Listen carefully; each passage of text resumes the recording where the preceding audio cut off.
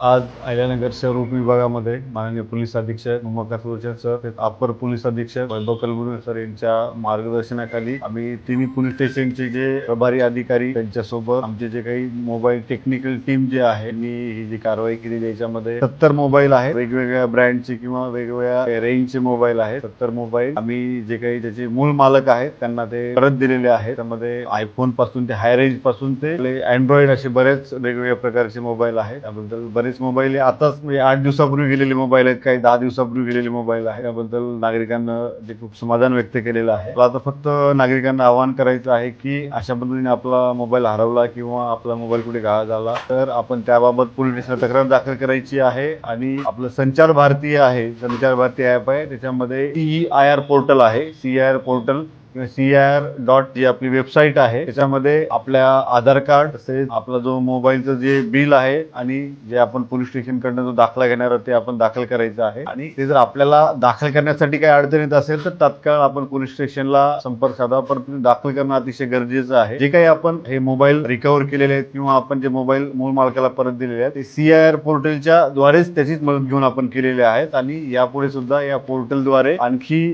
जास्त प्रमाणामध्ये आम्ही कारवाई करून जास्तीत जास्त जे मोबाईल जे गेलेले आहेत ते परत नागरिकाला देऊन परत ही कारवाई राबवणार आहोत.